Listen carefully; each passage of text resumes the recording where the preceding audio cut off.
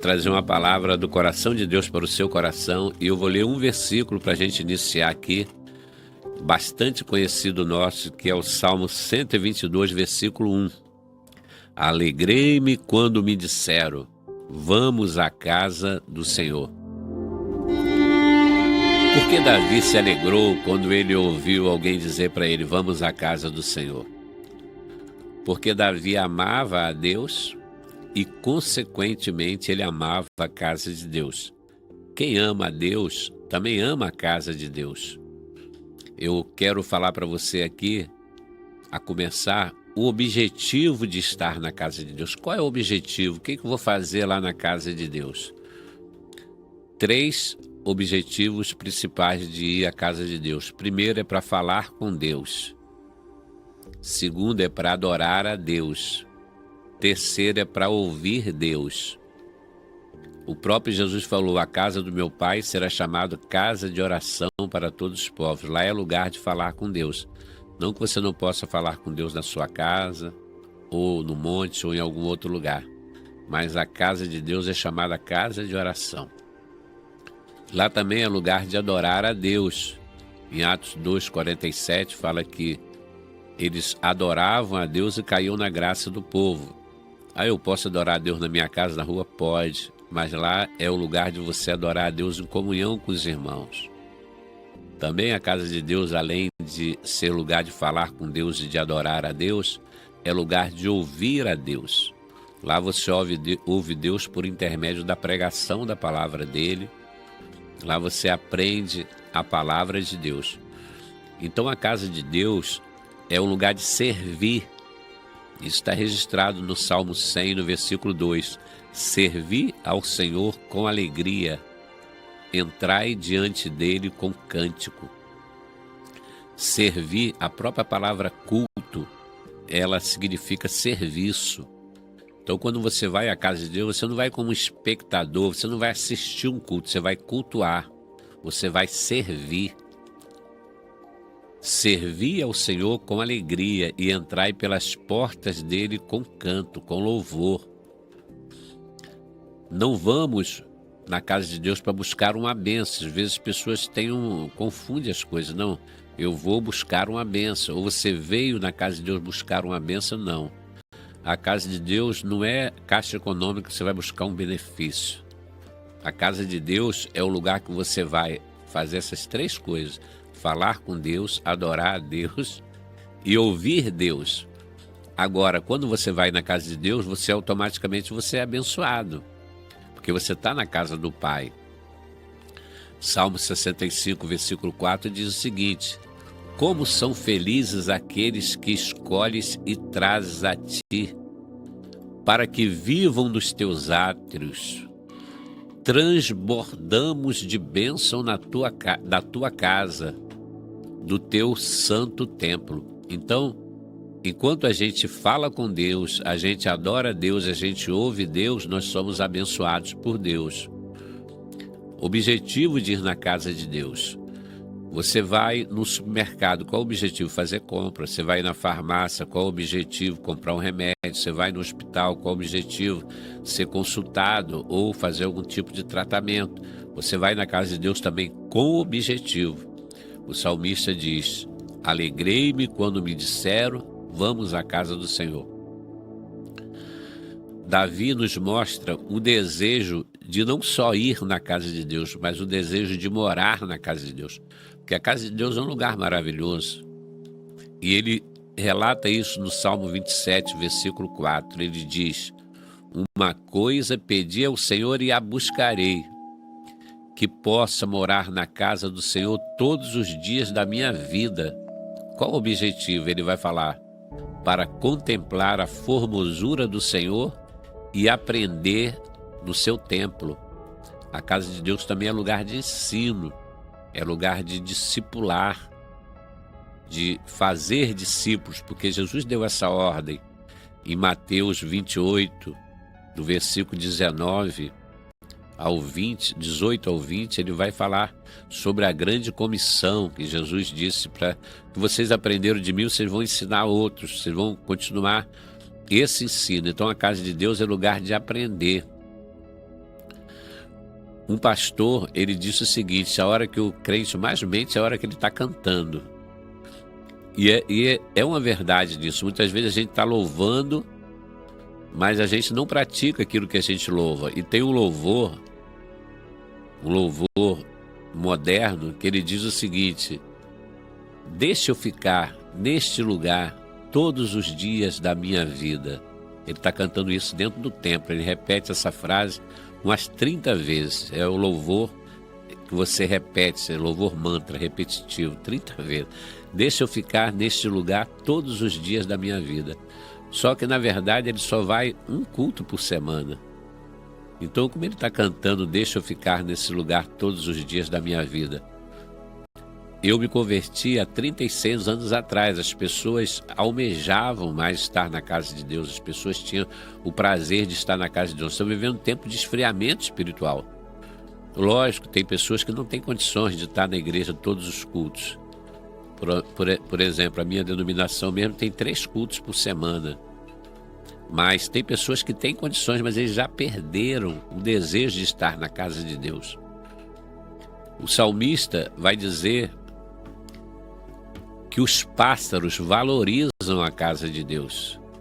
E ele vai nos falar sobre o pardal e a andorinha com os seus filhotes. No Salmo 84, no verso de número 1 ao 4, ele diz o seguinte: quão amáveis são os teus tabernáculos, Senhor dos exércitos. A minha alma está desejosa e desfalece pelos átrios do Senhor.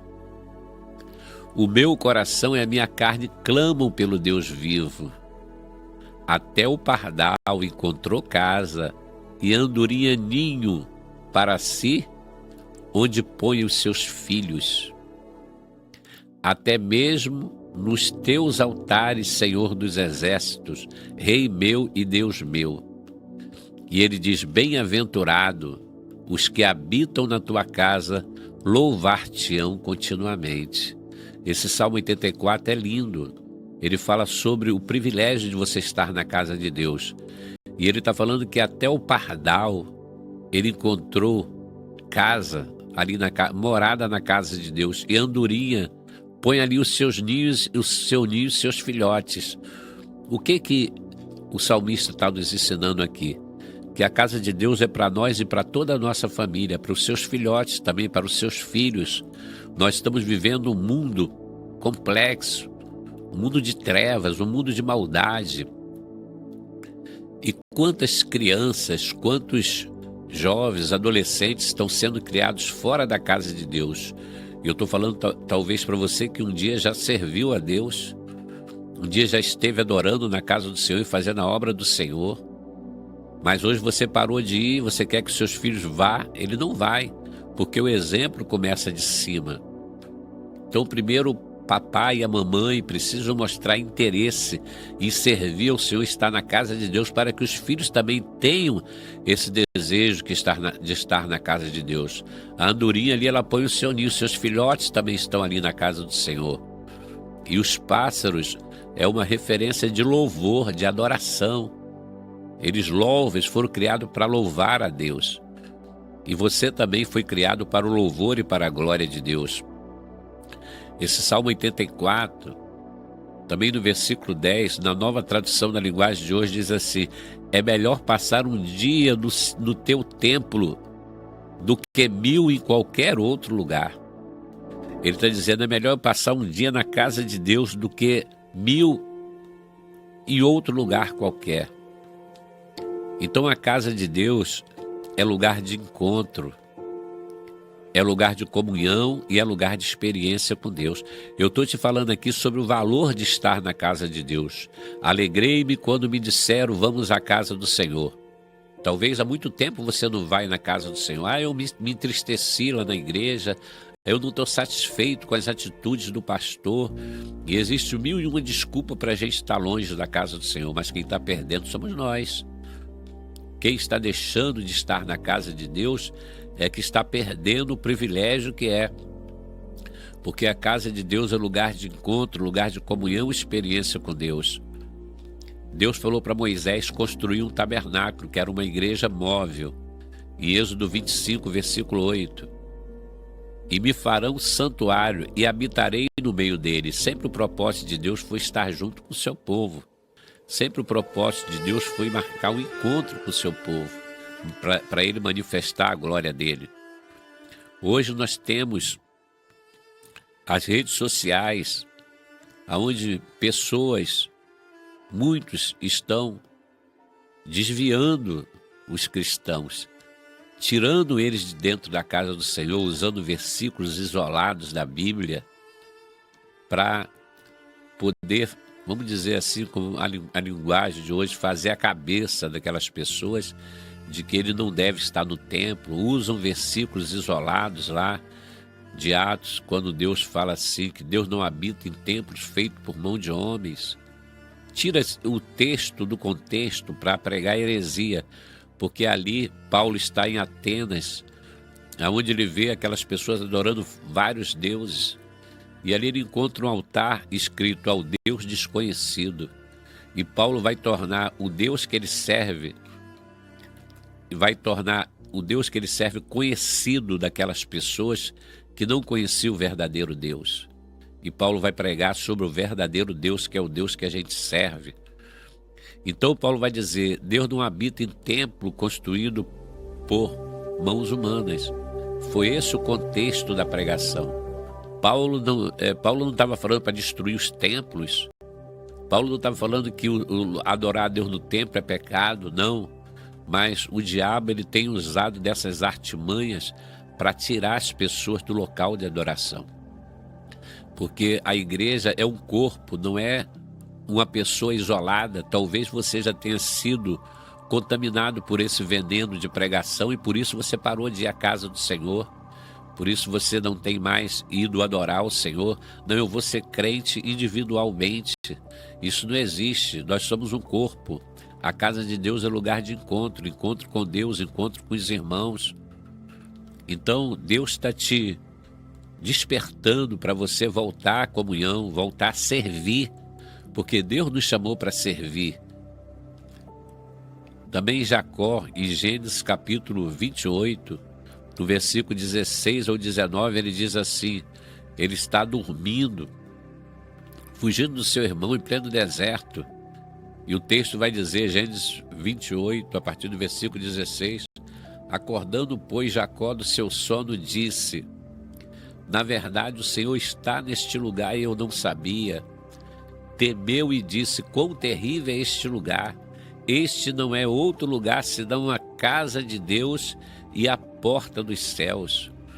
E tomou a pedra que tinha posto por travesseiro e a pôs por coluna e derramou azeite em cima dela e chamou o nome daquele lugar Betel. Betel significa casa de Deus. E esta pedra que tem o posto por coluna será a casa de Deus. Ele está em pleno deserto, mas ele está chamando a casa de Deus ali por quê? Porque ele teve uma visão de uma escada. A escada ligava a terra com o céu. Os anjos desciam por aquela escada e subia. E ele ouviu a voz de Deus do topo da escada, Jacó, eu tenho contemplado a tua peregrinação. Essa terra que tu está eu tenho te dado. E Deus falou com Jacó ali, por intermédio daquele sonho, daquela revelação, através daquele sonho. Então ele disse, aqui é o Betel, aqui é o encontro que eu tive com Deus. A casa de Deus é lugar de encontro, é lugar de você se encontrar com Deus. Então casa de Deus é o local onde se reúne a igreja. Pode não ser no templo, mas ser dentro de uma casa. Pode ser numa praça, aonde está reunida a igreja, para adorar, para cultuar a Deus, ali Deus se manifesta, Deus fala. Então ali é a casa de Deus, onde tem a escada significa o Evangelho, que nos liga da terra ao céu, significa também o Senhor Jesus, que nos liga da terra ao céu. Quem cria raízes na casa de Deus produz frutos, e Deus está te chamando para criar raiz na casa de Deus. Não ser um mero frequentador, quando você tem tempo, você fala, hoje eu vou na casa de Deus adorar. Não, criar raiz. E o Salmo 52, versículo 8, diz assim, mas eu sou como uma oliveira que floresce na casa de Deus. Confio no amor de Deus para todos sempre. Também o Salmo 92, versículo 13 e 14, que é muito lindo, que diz o seguinte: os que estão plantados na casa do Senhor florescerão nos atos do nosso Deus. Na velhice ainda darão frutos, serão viçosos e vigorosos. O salmista está dizendo que quem está plantado é quem tem raiz na casa do Senhor. Na velhice ele ainda vai dar fruto, e o propósito de Deus é que a gente dê fruto, que a gente produza, que a gente dê lucro para o reino de Deus. E para isso nós precisamos estar plantados na casa de Deus. Ele fala que na velhice ainda darão frutos. E nós temos um exemplo de dois anciãos. Um é Ana, com 84 anos de idade, ela era viúva, e a Bíblia diz que ela não se apartava da casa de Deus com jejum e oração.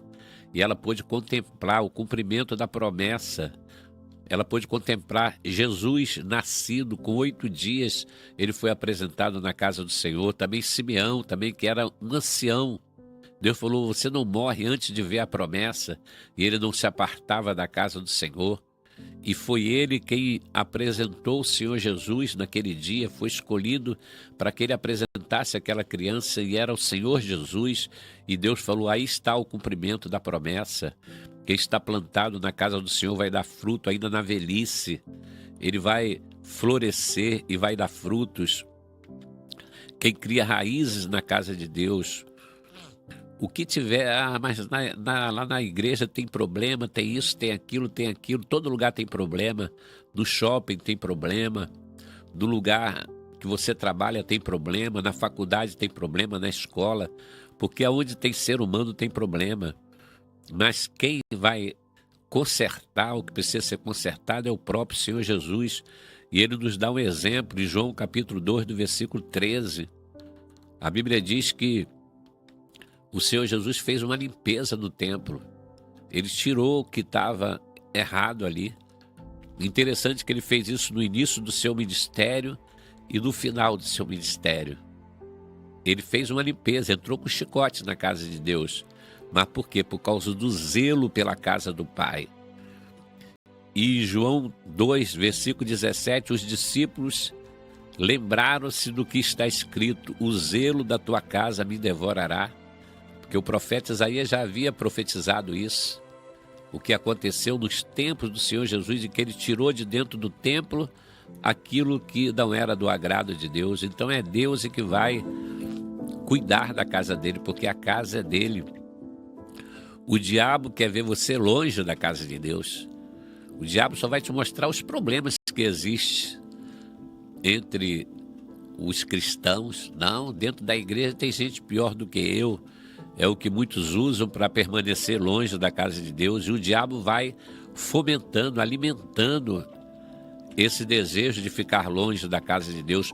Mas Deus quer que você esteja na casa de Deus servindo ao Senhor. E eu vou te mostrar aqui sobre o que aconteceu na época de Joás. Toda vez que o povo abandonou a casa de Deus, teve problema. Isso é bíblico. Todas as vezes que eles viraram as costas para a casa de Deus, eles tiveram problema. E a gente vê aqui nos tempos de Joás, uma mulher chamada Atalia, ela começou a reinar. Uma mulher maligna, ela mandou matar toda a descendência de Davi. Mas Deus preservou Joás, um bebê. E o sacerdote escondeu Joás dentro da casa de Deus, porque não estava havendo culto na casa de Deus. Atalia era filha de Jezabel e Acabe, e ela implantou o culto a Baal, e as pessoas viraram as costas para a casa de Deus. A casa de Deus estava deserta, e ali eles criaram Joás até completar 6 anos. Foi quando eles declararam que havia um da descendência de Davi, para se cumprir o que Deus havia prometido, que sempre iria ter um da descendência de Davi para assumir o trono. E o menino foi aclamado rei aos 6 anos de idade, para 7.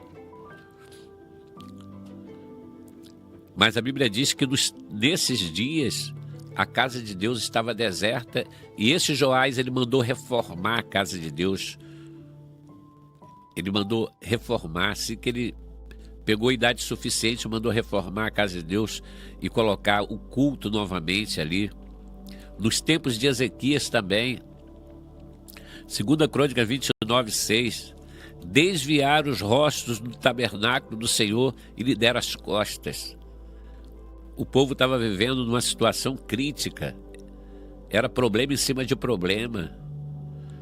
A Bíblia diz que as portas do templo estavam cheias de fendas, cheias de buraco. O altar de um holocausto estava enferrujado. O altar de incenso estava parado e as lâmpadas que tinham que ser permanecidas acesas estavam apagadas. Ezequias começou a reinar e fez uma reforma na casa de Deus, o povo voltou a adorar. No tempo de Josias, Josias começou a reinar com 8 anos de idade. E a Bíblia diz que ele mandou reformar a casa do Senhor e encontrar um livro perdido, que era o livro da lei. Mandou consultar uma profetisa chamada Ulda, e ela disse que o juízo viria, mas Deus iria manifestar misericórdia no reinado de Josias, e o povo voltou a adorar novamente. Quando o povo foi para o cativeiro babilônico por causa da desobediência, o povo voltou novamente. O povo começou a cuidar das suas próprias casas e abandonaram a casa do Senhor. Todas as vezes que a casa do Senhor é abandonada, vai dar problema. Todas as vezes que nós deixamos a casa do Senhor, dá problema para nós. Aí sabe o que aconteceu? Deus levantou um profeta chamado Ageu. Em Ageu capítulo 1, versículo 4, ele repreende o povo e diz o seguinte: porventura é para vós tempo de habitardes nas vossas casas forradas, enquanto a casa do Senhor está deserta. E ele exorta o povo a reconstruir o templo, o lugar de adoração. Que adianta você ficar rico, mas você não tem tempo para Deus? Você resolveu ser um crente individualista. Você serve a Deus do teu jeito. Você não quer ter uma autoridade, está debaixo da autoridade, um pastor dentro de um ministério, mas Deus está te chamando a voltar novamente. Deus tem uma chamada para cumprir na sua vida, e você precisa estar em comunhão com o corpo de Cristo. Você precisa estar servindo ao Senhor em espírito e em verdade. Salmo 122, versículo 1, que se cumpra da mim e na tua vida. Alegrei-me quando me disseram, vamos à casa do Senhor. Guarde essa palavra no seu coração.